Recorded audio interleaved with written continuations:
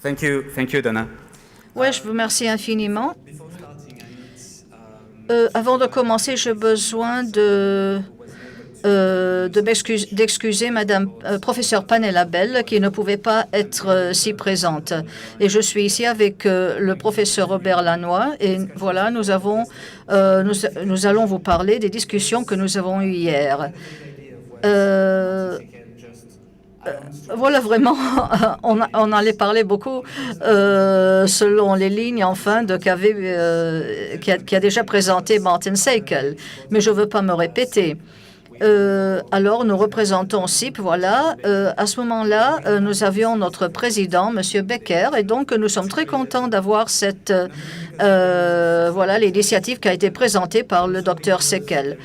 Il y a évidemment une bonne opportunité qui pourrait résulter en des histoires de succès. Et voilà, nous avons des histoires de succès qui ont été déjà présentées des Pays-Bas, de l'Irlande, de la France et d'autres pays. Voilà, nous avons déjà entendu parler des bénéfices et des besoins. Voilà, d'avoir des traitements de deuxième et troisième ligne. Et nous avons besoin des diagnostics transdisciplinaires et aussi, voilà, la valeur ajoutée des stratégies d'intervention précoce, l'utilisation d'indicateurs, voilà, c'est tout très important.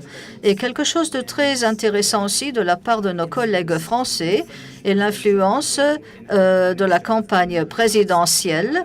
Voilà, c'était une priorité d'ailleurs, pouvoir parler au sujet de la douleur, enfin.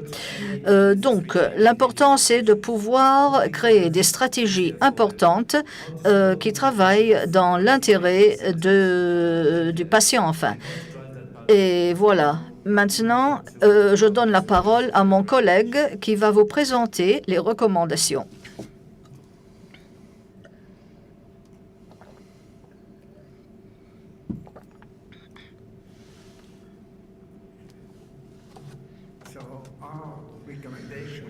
Très bien, donc nos recommandations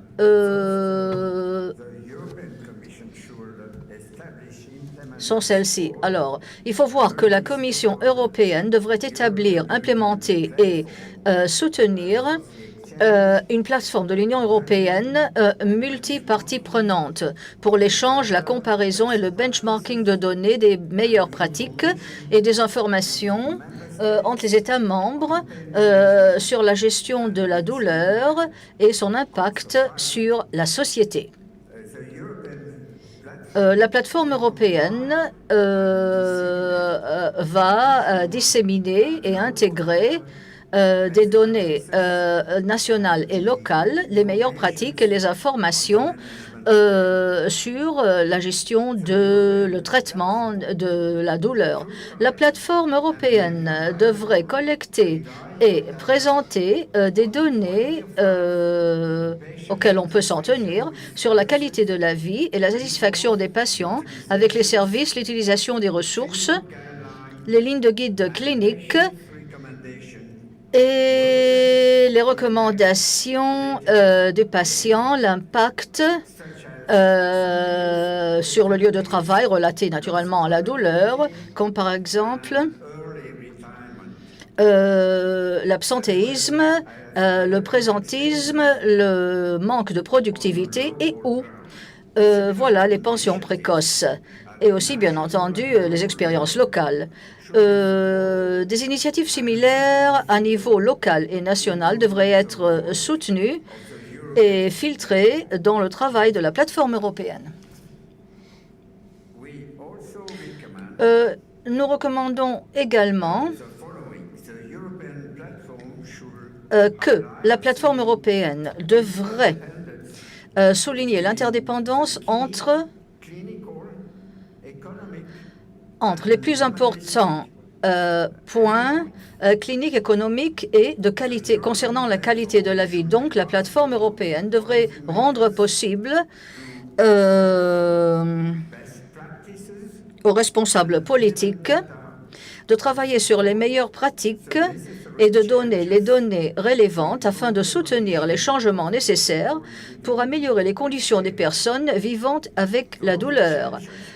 Ces changements devraient idéalement contribuer à aider de façon très significative afin de diminuer les coûts, améliorer les taux d'emploi et améliorer la société en général. Enfin, le bien-être, c'est-à-dire de la société. La plateforme européenne devrait renforcer le dialogue sur la douleur entre toutes les parties prenantes, c'est-à-dire les patients, les professionnels médicaux, voilà, les faiseurs de politique et les preneurs de décision, les compagnies d'assurance et toutes les parties prenantes dont il s'agit. Un tel mécanisme est nécessaire pour ceux qui produisent les soins de santé, afin de pouvoir coopérer sur une base structurale avec le soutien des institutions européennes, les gouvernements nationaux, les autorités de soins de santé et les organisations des patients et les patients de façon individuelle également. Je vous remercie.